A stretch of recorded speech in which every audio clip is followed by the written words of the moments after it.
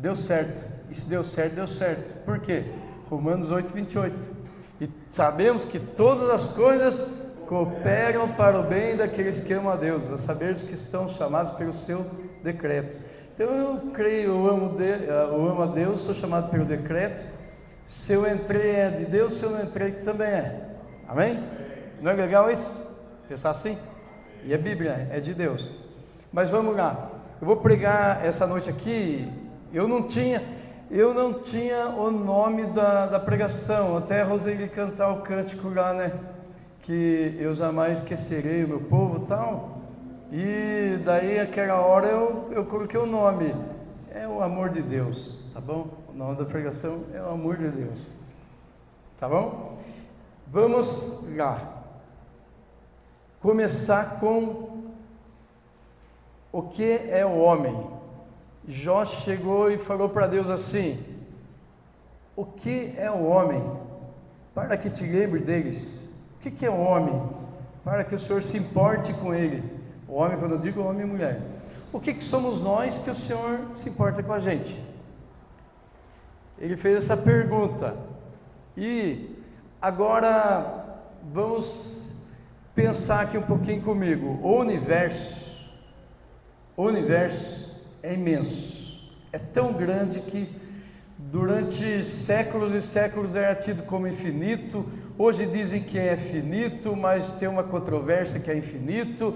Por quê? Porque o melhor telescópio que já foi inventado até hoje, ele consegue ver o universo observável, 5% do universo. 25% é matéria escura e 70% é energia escura. Da matéria escura o ser humano não sabe quase nada, e de energia escura não sabe nada. E o pior ainda, o universo é como uma bexiga, ela está se expandindo. Imagina uma bexiga, você pega pequenininha e vai soprando, e ela vai, entendeu? É assim o tamanho do universo. Quem já ouviu aquela frase assim, uma pessoa arrogante tem costume de dizer assim: você sabe por um acaso com quem você está falando? Já ouviu dizer disso, né? Você sabe por um acaso com quem você está falando? Eu sou doutor fulano de tal, Veja bem, o ser humano, o universo é desse tamanho que o homem não consegue ver nada, 4 ou 5% só, certo? Tem tantas estrelas no universo, segundo os cosmólogos, como areia em todas as praias do mundo. É estrela, não é? Estrela pra caramba. E o planeta Terra é menor do que as estrelas. O planeta Terra é menor do que esse grão de areia. E quem já foi para a praia sabe disso. Você molha a sua mão assim na água e põe na areia, você pega dezenas de grãos de areia no seu dedo, na ponta do seu dedo. Isso daí é o planeta Terra em comparação com o universo. É como aquele grãozinho de areia que você pegou no dedo. Imagina você. Imagina o Elon Musk, sei lá, o Alexandre de Moraes, o presidente dos Estados Unidos, nesse areia, esse grãozinho de areia é o planeta inteiro. E esses homens é o quê? Não dá para enxergar, não é? Não é ninguém, isso não é nada. E comparando com o tempo, com a eternidade, meu Silvio Santos é rico, milionário, viveu muitos anos, morreu, não é verdade? Então, a gente não é, a Bíblia fala que a gente é como um vapor que sobe e desaparece, como uma erva que nasce e já não existe mais, ela seca. Viu o tamanho que a gente é? Isso é importante, sabe por quê? Para você não ser arrogante com ninguém, mas também para você não se humilhar diante de ninguém, porque pode ser a pessoa mais, entre aspas, importante desse mundo, conversando com você, é isso daí, não dá nem para enxergar a pessoa, entendeu? Então, te coloca na humildade, que você não é maior ou melhor do que ninguém, mas coloca você também tranquilo, porque ninguém também é maior ou melhor que você. Tá tudo igual, não é? Tudo igual, tudo belezinha. Amém até aqui? Então todo mundo aqui é igual, não é verdade? Somos o quê? Insignificantes, pequenos. Não dá nem para ver se o planeta Terra é do tamanho do grãozinho de areia, daquele mais fininho, pozinho, imagina nós. Nada, né? Beleza, eu gosto disso, porque daí eu não preciso me exaltar e também não preciso ficar por baixo de ninguém, é tudo igual, estamos no mesmo barco, e, né? Amém. Mas, e Deus, vamos falar de Deus. Tem tantas areias na praia como estrelas no céu, de acordo com os cosmólogos, não é Bíblia, é ciência. A Bíblia é melhor ainda do que ciência. E sabe o que é que a Bíblia diz? Que Deus fez as estrelas e chama cada uma pelo nome. Entendeu?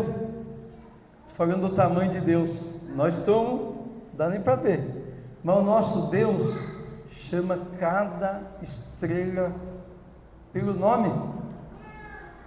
Olha o tamanho. A Bíblia diz que pela fé entendemos que os mundos, pela palavra de Deus foram criados. Deus criou tudo, falou e se fez. Olha que Deus grande. Ele está em todos os lugares. Esse universo que a gente não conhece, não é da Terra só.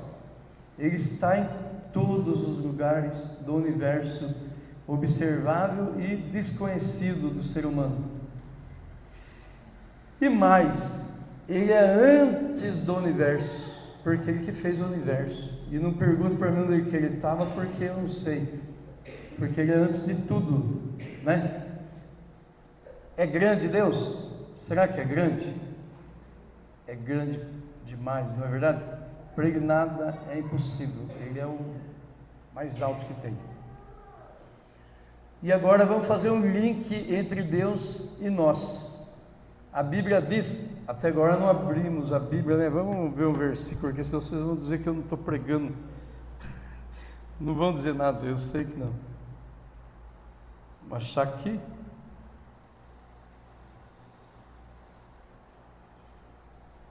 Deuteronômio 32:10. O que nós somos para Deus? Ó como Deus nos ama. O cântico que ele cantou é que ainda que uma mãe esqueça o bebê que amamenta, ele jamais vai nos esquecer, né? Ele nos ama. Em uma terra deserta, ele o encontrou.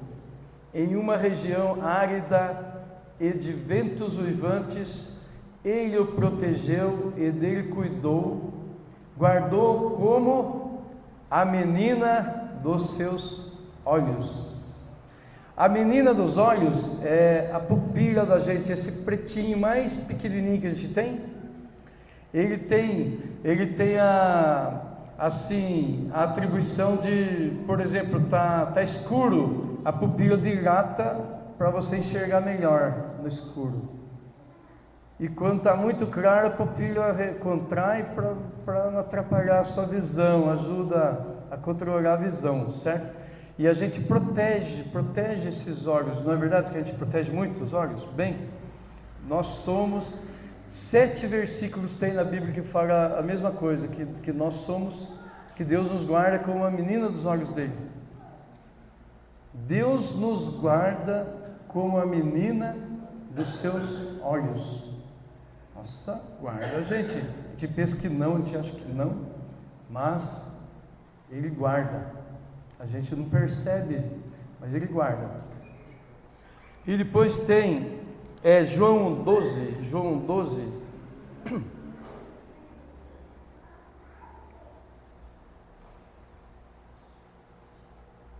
contudo os que o receberam aos que creem no seu nome, deu-lhes a autoridade de se tornarem filhos de Deus. Então nós somos a menina dos olhos de Deus, porque Deus nos ama, nos guarda assim. Então nós somos protegidos. E nós somos o que também? Filhos de Deus, não é? Aquele versículo mais famoso que tem na Bíblia, qual é? João 3,16. Como que é? Vamos falar aqui? Porque Deus amou o mundo de tal maneira que deu seu Filho unigênito, para que todo aquele que nele crê não pereça, mas tenha a vida eterna. Então Deus nos amou tanto que deu seu Filho para nós. E Ele deu seu Filho para nós, e todos que receberam, Deus deu o poder de sermos feitos filhos de Deus. Então, nós somos insignificantes, Deus é além, a gente não conhece nem 5% do universo, mas Deus que fez tudo, Deus é acima de tudo, e esse Deus tão grande, Ele guarda você como o menino dos olhos dele, e Ele fez você, e Ele morreu por você, Ele deu seu Filho para morrer por você, para morrer por mim, e Ele veio por nós. Aí se a gente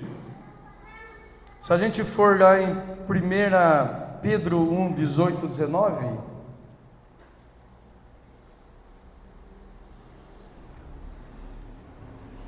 1 Pedro, pois sabem que não foi por meio de coisas perecíveis, como prata ou ouro, que vocês foram redimidos da sua maneira vazia de viver, transmitida por seus antepassados. O 19, mas pelo precioso sangue de Jesus, de Cristo, como de um cordeiro sem manchas e sem defeito. Então, Deus, Ele te comprou, Deus te ama tanto que Ele te comprou com o quê? Com o sangue dele. E Ele falou, não foi com vãs, né? não foi com ouro, com prata, que é coisas que perecem, foi com o sangue dele que Ele te comprou. O valor de uma coisa, por exemplo, esse celular aqui, Redmi 11, que vamos dizer R$1.000, daí o iPhone da minha filha é 5.000, diferente, né? O preço que você dá para uma coisa é o tanto que aquela coisa vale, não é verdade? Você não vai dar 5.000 no meu, e se você der 1.000 no da minha filha, ela não vende para você, de jeito nenhum, entendeu? Não é? Quanto que você vale? Ouro, prata, o sangue de Jesus. Você é valioso, vale o sangue do homem mais justo, mais santo que pisou nessa terra. Você vale o sangue do Deus homem, do homem Deus, daquele ser maravilhoso que a gente vai adorar eternamente. Então, você vale quanto? Você vale muito, é incomparável. Tem um outro versículo que fala assim, é Marcos 8,36, vamos ver esse versículo aqui. Então, você é insignificante, Deus é grandioso, mas Deus te ama tanto que deu valor para você tão grande. Marcos 8,36, porque adianta ao homem ganhar o mundo inteiro e perder a sua vida?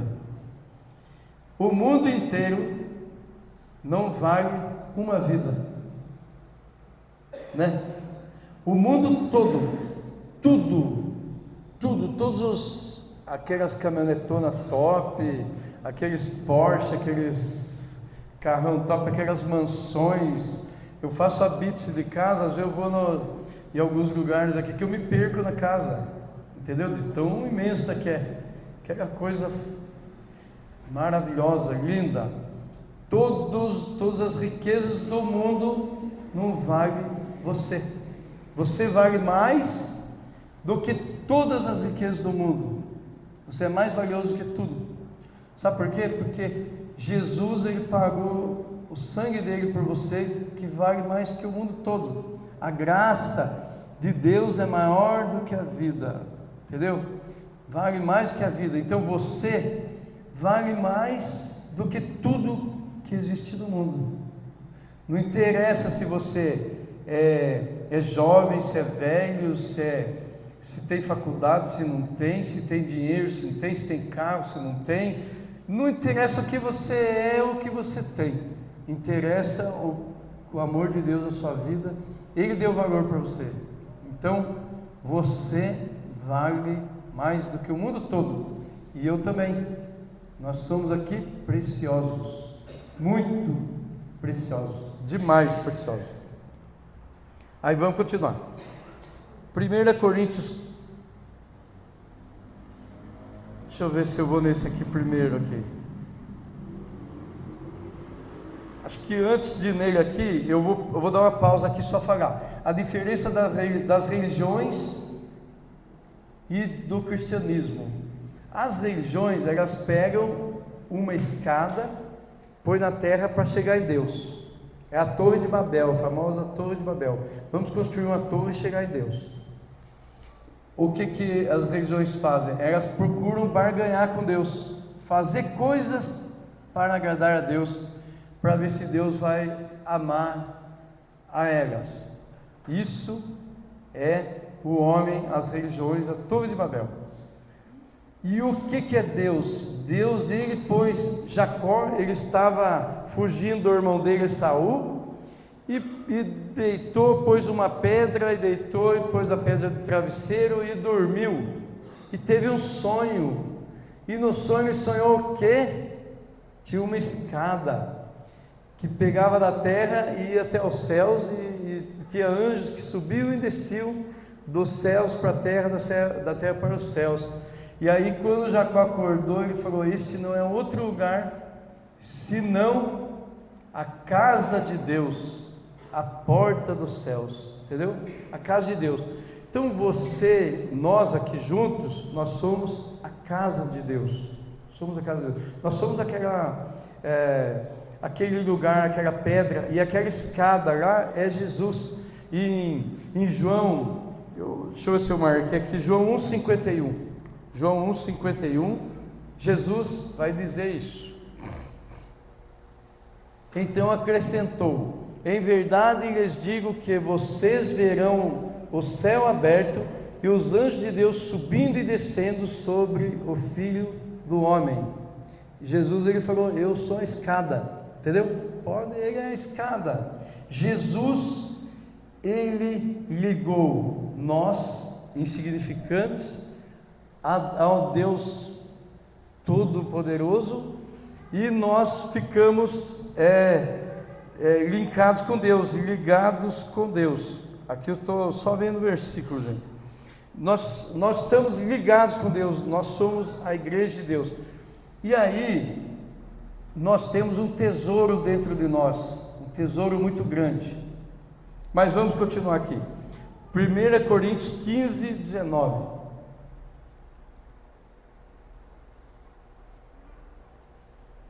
Se é somente para esta vida que temos esperança em Cristo, somos os mais miseráveis de todos os homens. O que quer dizer isso? A gente fica pensando: se Deus me ama como a menina dos olhos dele, ele me guarda como a menina dos olhos, se eu sou filho dele, por que é que eu sofro? Por que é que acontecem coisas ruins comigo? Por que é que, eu fico doente? Por que é que eu não estou rico, sei lá, não sei o que, eu não sou cabeludo, não sei, cada um tem seu problema, ama, cada um tem seu problema. Mas não, o problema é de Deus e é nosso.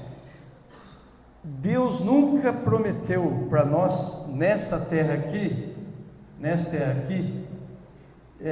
que tudo ia dar certo para a gente, ia tudo correr bem, a gente ia viver otimamente bem. Não, de jeito nenhum. Ele só disse isso aqui, voltando naquele versículo lá, Romanos 8,28. E sabemos que todas as coisas cooperam para o bem daqueles que amam a Deus, a saber, dos que são chamados pelo seu propósito. Vamos ver isso na vida de José. José, deu tudo errado na vida de José, não é verdade? Mas o objetivo depois, no final, ele disse, era para proteger o povo dele. Ele se tornou governador do Egito, né? Da maior nação da época, e através dele ser o governador do Egito, o povo dele, Israel, foi protegido da fome, não pereceu de fome. Então Deus usou ele. Primeiro foi vendido pelos os irmãos, pegaram ele, queriam matar, daí um intercedeu, ajudar, jogou no buraco, no poço, depois tirou do poço, resolveu vendeu, depois foi para a casa de Potifar, se tornou excelente lá, fez Potifar prosperar. Aí a mulher de Potifar foi para cima dele, puxou o tapete, ele fugiu da impureza e foi preso, e lá se tornou o chefe da prisão e depois se tornou governador. Mas tudo foi acontecendo, se ele fosse olhar assim, o que acontecia para ele nos momentos da vida, era só catástrofe, é só coisa ruim, só tristeza, só dor, né? Os irmãos vender, querer matar. Imagina meu irmão querer me matar. Depois eu faço tudo certinho, eu sou preso, e depois, entendeu? Tudo foi dando errado para ele e Deus abençoa. Mas acontece também outras coisas. Tiago, por exemplo, um discípulo de Jesus, ele foi o primeiro a ser mártir, a espada, morto à espada. Era jovem, tá? Morto à espada. Paulo, maravilhoso, ele tinha um espinho na carne, que era um mensageiro de Satanás, que ele disse, segundo a própria palavra de Paulo, que o esbofeteava de noite, para ele não se orgulhar. Foi dado por Deus para bem de Paulo mesmo. E Paulo morreu como? E Paulo pediu 3 vezes para Deus livrar ele, e Deus não livrou, falou, minha graça te basta, minha graça te basta.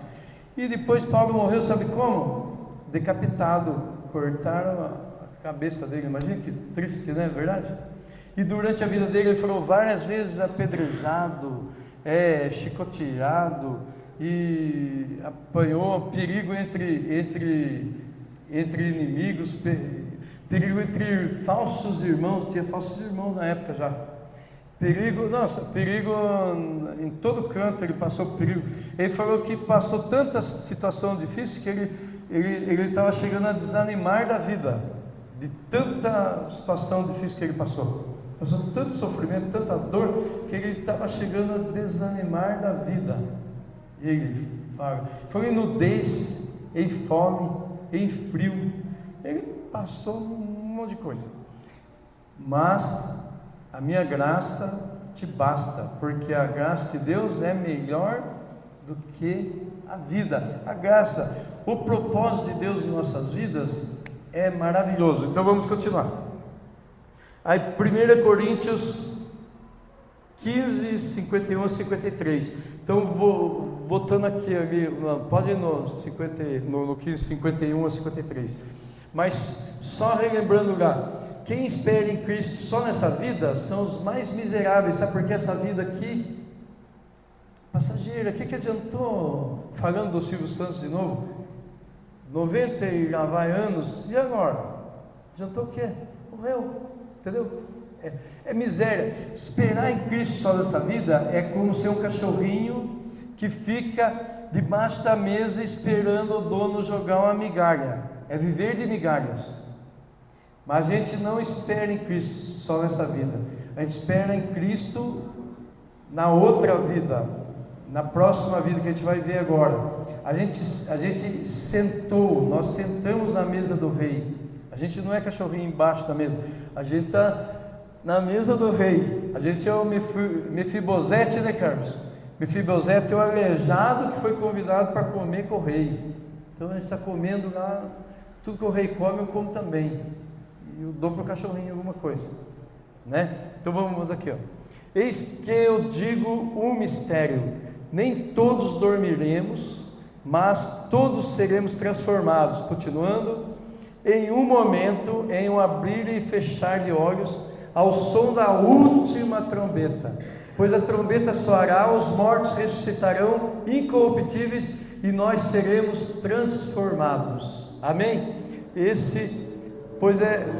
Está ótimo. Pois é necessário que o que é corruptível se revista de incorruptibilidade e o que é mortal se revista da imortalidade. Pode continuar.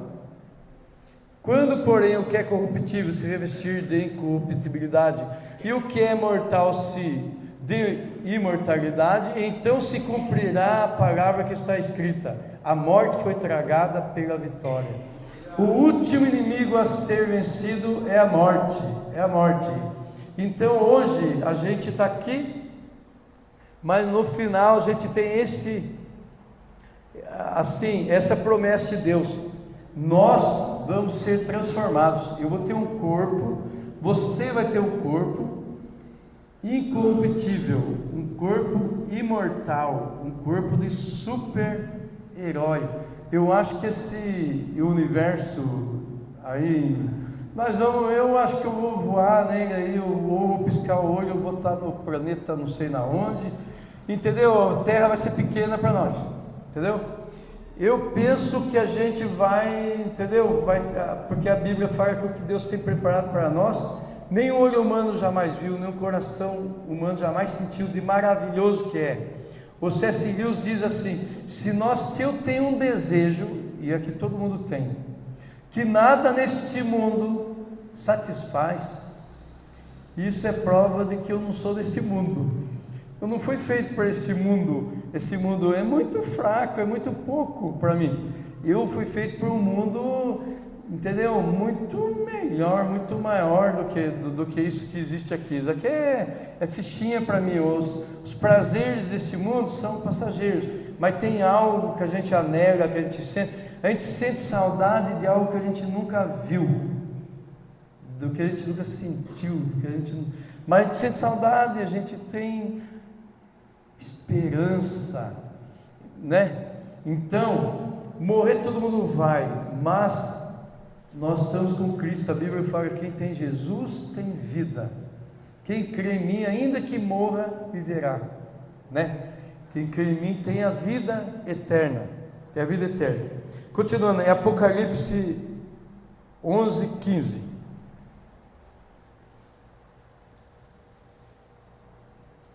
O sétimo anjo tocou a sua trombeta, é a sétima, né?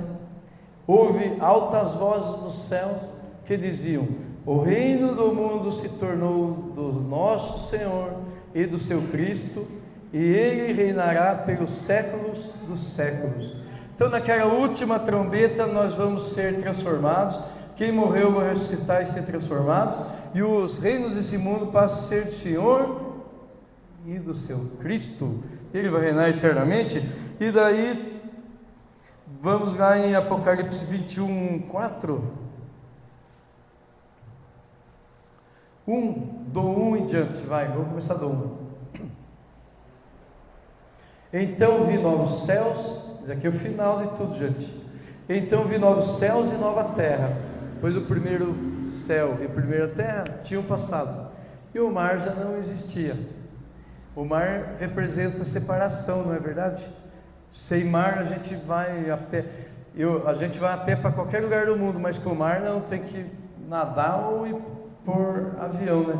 Então o mar já não existia. Continuando, vi a cidade santa, a nova Jerusalém, que descia dos céus da parte de Deus, preparada como uma noiva adornada para o seu esposo. Descendo, ouvi uma alta voz que vinha do trono e dizia: eis que o tabernáculo de Deus está com os homens, com os quais Ele viverá, e serão os seus povos, e o próprio Deus estará com eles, e será o Deus deles. E com mais outro: Ele enxugará dos seus olhos toda a lágrima. Não sei se você chorou, eu chorei muito já. Não haverá mais morte, nem aflição, nem choro, nem dor, pois as coisas antigas já passaram. Então não vai ter mais nada desses sofrimentos, essas dores, de nada disso vai existir. Nada. Acabou tudo. Vai ser só felicidade, só paz. A vida eterna, nós vamos ter um corpo eterno, e vamos estar com Deus eternamente. E o que cabe a nós hoje? Agora, para findar, vou terminar cedo, gente, tá bom? Não vou estender mais não. O que cabe para nós hoje? Deus fez tudo com um propósito. Deus não é um bobão que faz as coisas de qualquer jeito sem pensar no futuro. Deus fez tudo com um propósito. Quando Deus fez o homem, sabia que o homem ia pecar. Por isso Jesus é o Cordeiro morto antes da fundação do mundo, a Bíblia diz. Sabia que ia acontecer tantas situações terríveis no mundo, ele sabia tudo. Mas ele tinha o objetivo de ter uma família, tá, com muitos filhos, iguais a Jesus. Romanos 8, 29, se continuar com 8, 28, Romanos 8, 29 diz, o último versículo da noite.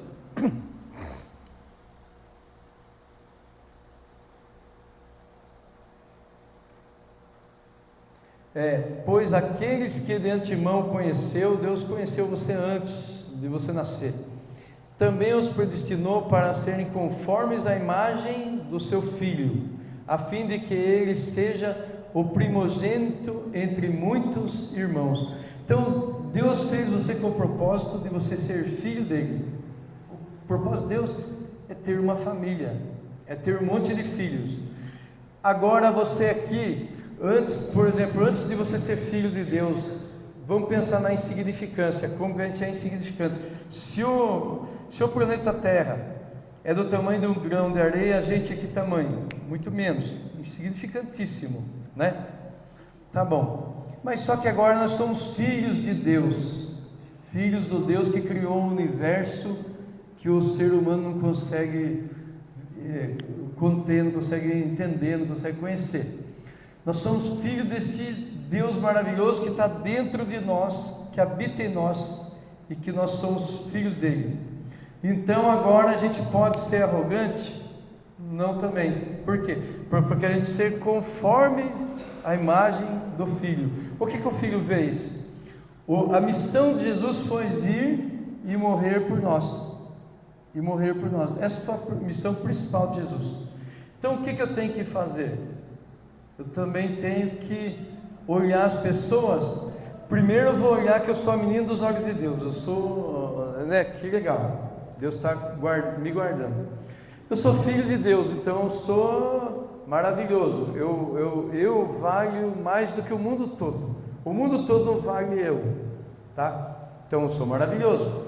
Só que eu chego diante entre aspas, aos olhos do ser humano, da pior pessoa desse mundo, e eu sou chamado com essa missão de me conformar à imagem de Jesus. Jesus veio para morrer por nós, e eu estou aqui para morrer também, para morrer pelas pessoas.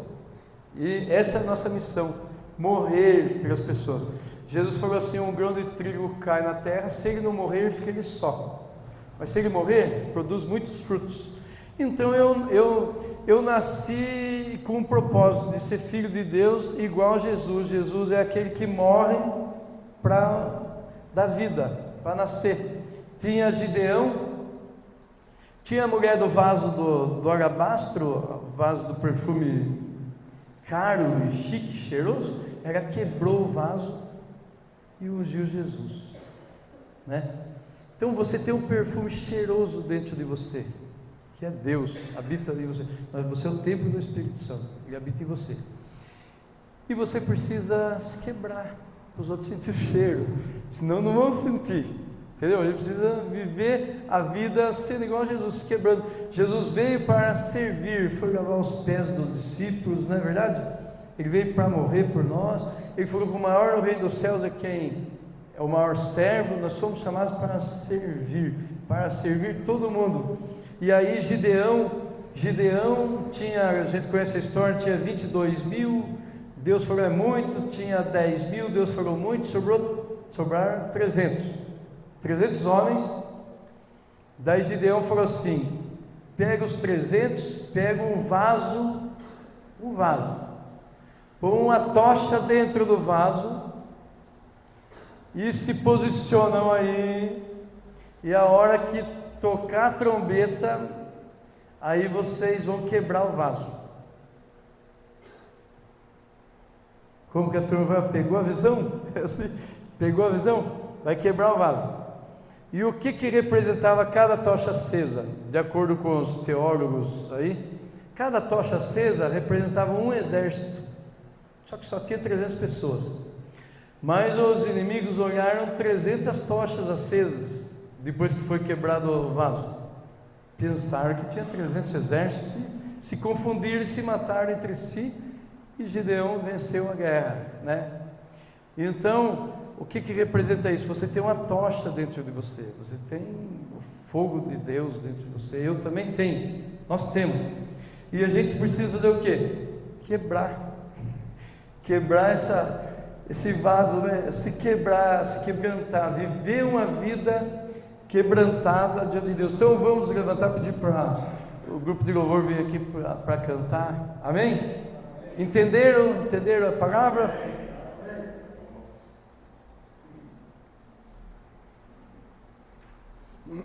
Vamos fechar os nossos olhos. Senhor Deus, obrigado, Pai. Obrigado, Senhor, porque o Senhor não nos criou, Senhor, para vivermos uma vida regalada aqui nessa terra, uma vida de riquezas, uma vida de sucesso, uma vida de prazeres. Isso tudo é migalhas diante do que o Senhor tem para nós, ó Pai. O Senhor tem para nós uma vida eterna contigo. Ó Senhor, o Senhor tem para nós viver conosco eternamente, numa família, ó Deus, num mundo onde não existe mais mal, não existe mais sofrimento, não existe mais dores, não existe mais mortes, onde o Senhor vai enxugar dos nossos olhos toda lágrima, Pai. Ó Deus, esse é o Teu amor para conosco. Ó Deus, nos dê revelação, Pai, nos dê revelação do Teu amor, nos revela mesmo a Tua graça. Oh Deus, oh Deus, oh Deus, nos leva, Pai, a querermos, ó Pai, a queimarmos, ó Pai, para sermos iguais a Jesus, ó Senhor, para que a Tua vida possa alcançar as outras vidas que estão famintas, ó, necessitadas de Ti, que possam se juntar a nós, fazer parte desse grande exército que a Tua palavra diz que vai ser como a areia da praia, Pai. Oh Deus, de tão grande que vai ser, tão numeroso que vai ser esse exército de remidos que o Senhor tem, Pai. Ó Deus, muito obrigado em nome de Jesus, Senhor. Amém.